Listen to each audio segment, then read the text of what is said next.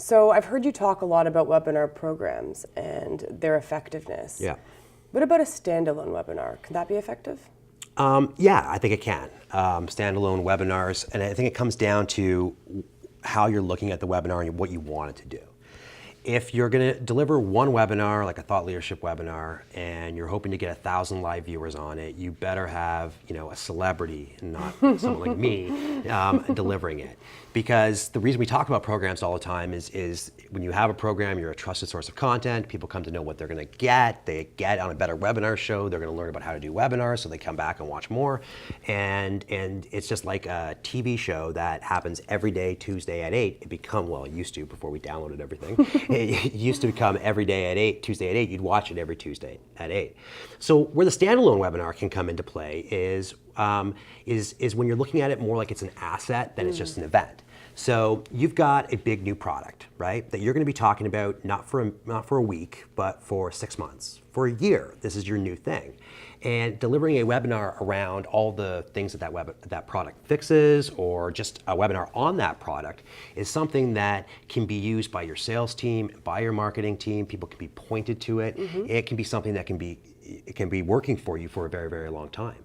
And in fact, we talk a lot about the fact that the webinar, being a long format delivery model, allows you to explain complex ideas. It is likely the best way for you to give an overview of something that is that big.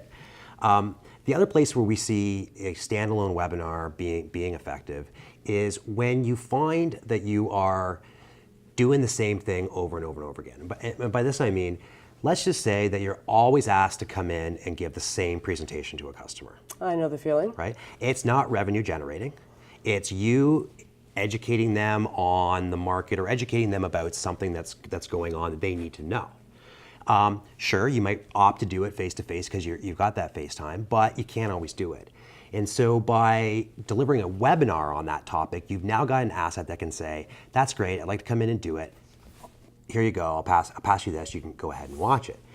Some of our legal customers actually will do this around compliance. I think they probably sell it because their lawyers charge for it, but they will create a webinar on a topic that's applicable to a number of different customers. Usually it's like compliance-based or around how to litigation, to avoid litigation on certain topics. So what they'll do is they'll create one that they can then provide to their customers. And then they don't have to go out and deliver that presentation pro bono, or they don't have to send people out to the offices. They can basically ensure that every employee has it.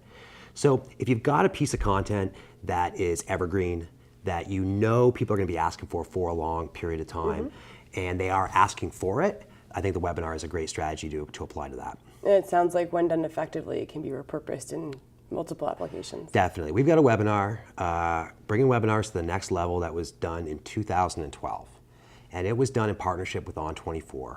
And part of it was basically just explaining our partnership with them in the Canadian market, how we have become the delivery arm for them, and how at that time we were moving all of our customers to that platform, and what was so exciting about it. Let me guess, you still get asked that. We ask that question still to this day, and that was 4 years ago. And that webinar has had like 9,000 views on it. Wow. Because it continues to be a tool that my sales reps will point people to. It's still a great way to explain. I sent it out to a reporter just the other day who was saying, can you explain to me the relationship?